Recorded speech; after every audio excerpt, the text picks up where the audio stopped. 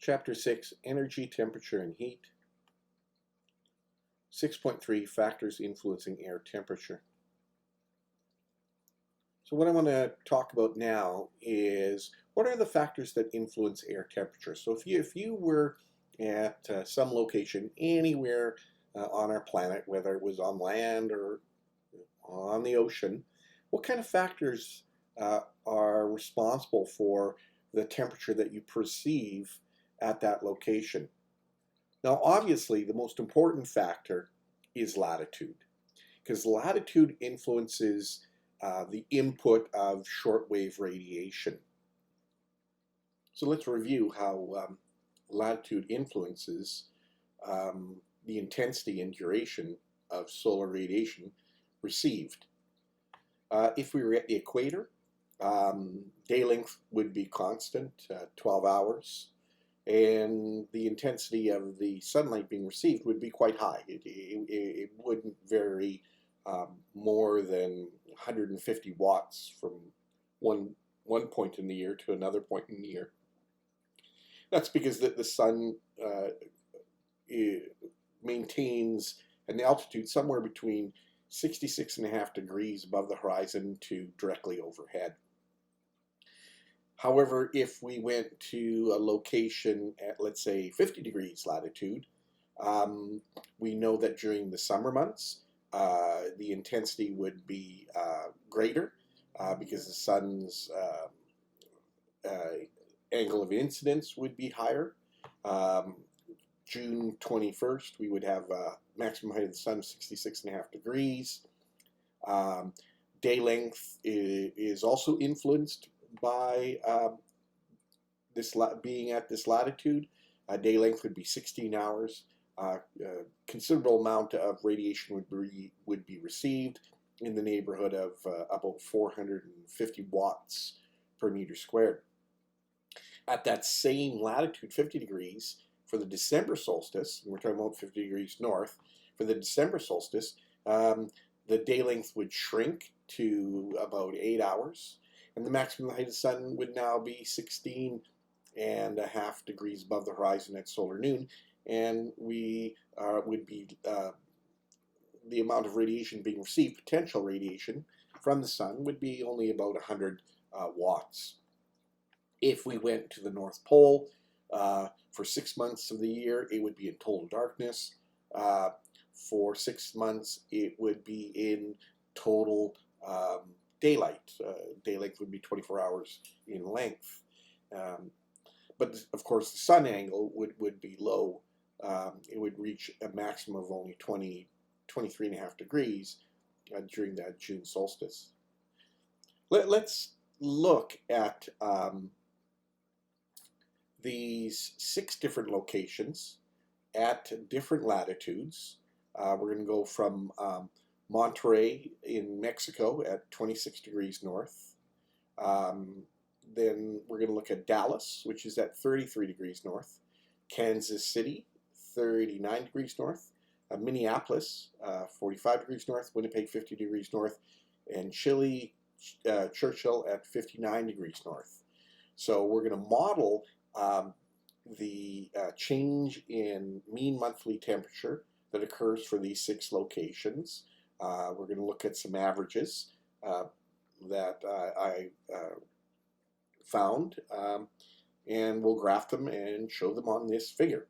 So let's look at Monterey first. It's the purple dotted line, so it's closest to the equator. What's obvious is the range in temperatures are much less than any of the other locations. In January, we have a temperature of around 15 degrees. In June, July, August, the temperatures peak just over 27 degrees Celsius. The orange line represents Dallas.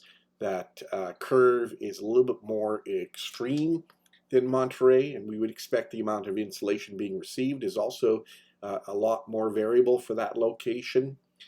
We go from a temperature of about, looks like about 7 degrees Celsius to a maximum temperature of approximately 30 degrees Celsius. Kansas City is the blue dotted line, and we're going from um, just about, looks like about -3 in January to about 26 degrees Celsius in July. So it's obvious that these curves are becoming more and more extreme. There's shifting down slightly. The red one represents Minneapolis. Chile, Winnipeg is the green dotted line. In Winnipeg, January temperatures go from about -19 to peaking at about 20 degrees in July. And these patterns follow the amount of insulation that's available to heat the air. And of course, Churchill has the most extreme curve. So latitude is the primary factor that influences temperature for locations on our planet. But some other factors include altitude. So surface air temperature on our planet generally cools with elevation. Valley bottoms tend to be warmer than mountain tops. Often when you're in a mountainous area, you can see what's known as the snow line. If temperatures are cool enough, that snow line represents on that hill at that particular elevation a surface temperature of 0 degrees it occurs. Above that, it's colder than 0. Below that is lower than 0. In the next slide, we're going to look at 4 locations at the equator and see how altitude influences temperature. And these locations are found in the nation of Colombia.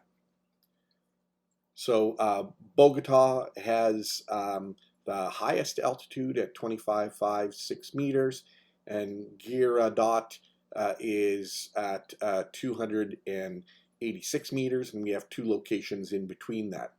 And monthly temperatures are graphed.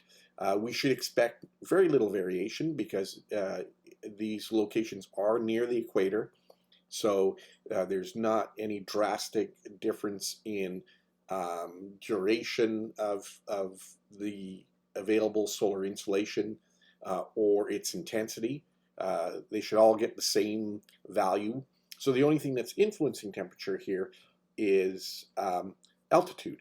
And we know that the environmental lapse rate, the rate the temperature changes in our atmosphere, in the troposphere, is 6.5 degrees Celsius per 1,000 meters. So every 1,000 meters we go up, temperature drops on average about 6.5 degrees Celsius. Another factor that influences temperature on location is the presence of clouds. Now, the presence of clouds is a little bit more complex than the other factors we're talking about, because clouds can do 2 things. Clouds can limit the input of solar insolation, therefore influence the rising of temperature, and they also influence the outgoing of long-wave radiation, so they can influence the cooling off of land surfaces. The net result is places with a lot of cloud cover tend to have less fluctuation in temperature on a daily cycle and on an annual cycle. Clouds tend to make daytime temperatures cooler, and they tend to make nighttime temperatures warmer. So this diagram here illustrates the influence of clouds on incoming shortwave radiation. So no clouds, the radiation comes in at high intensity, and it produces the heating of the ground surface. However, if we have a cloud layer, like in the diagram on the right, it could send most of that shortwave radiation back to space. Only a portion comes in, and only that portion heats the Earth's surface and heats it a lot less than the example on the left. here is the influence of clouds on a long wave loss.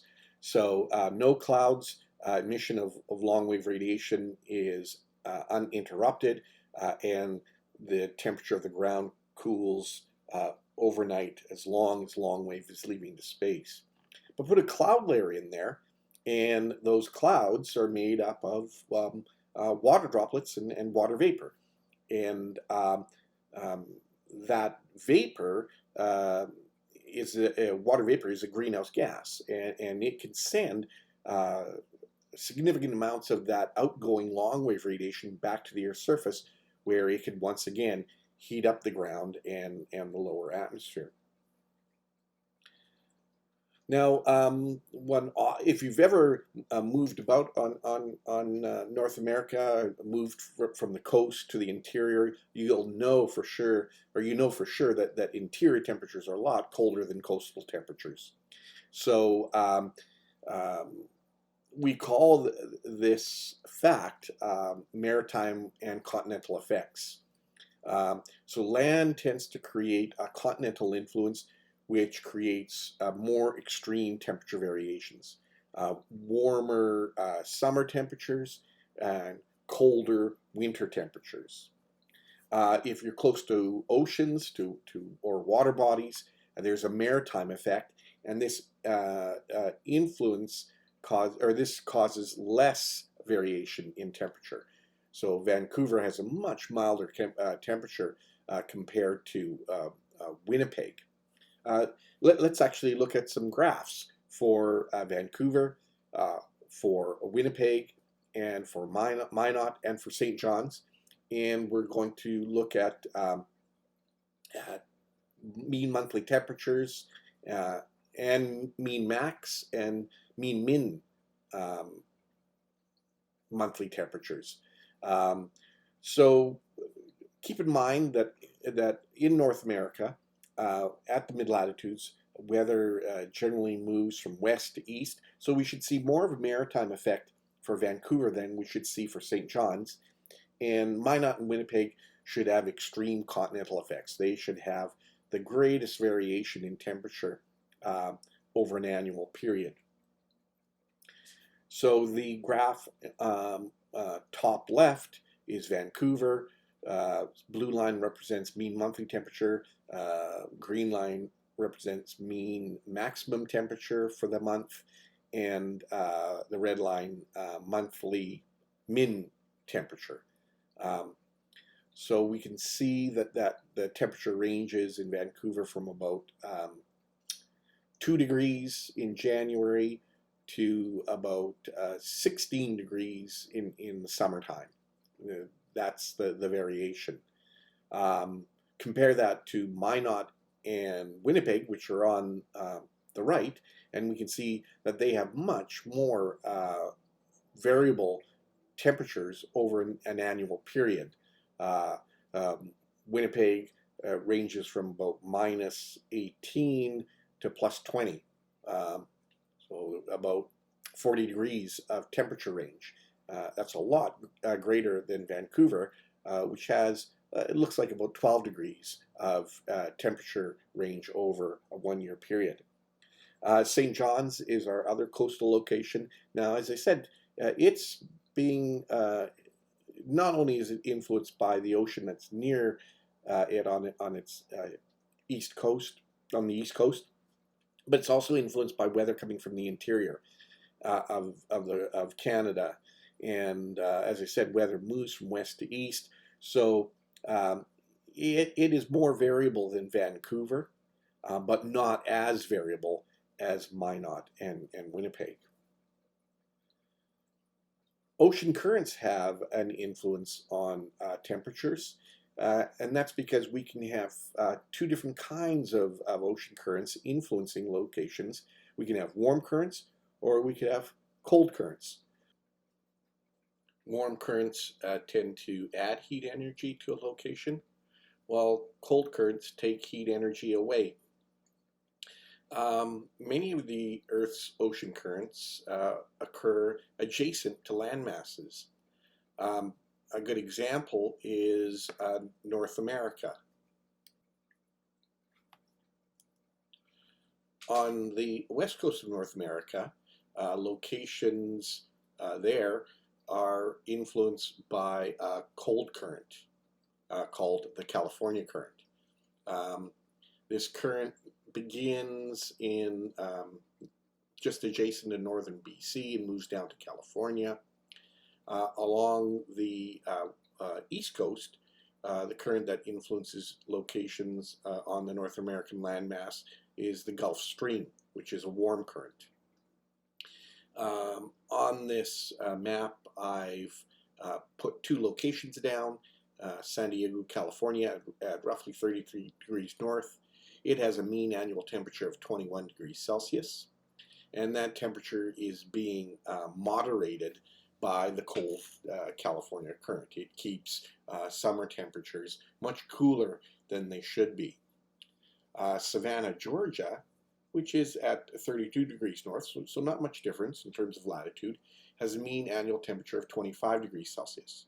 So it has 4 degrees Celsius of additional heat energy, and that heat energy is, much of it is coming from the Gulf Stream.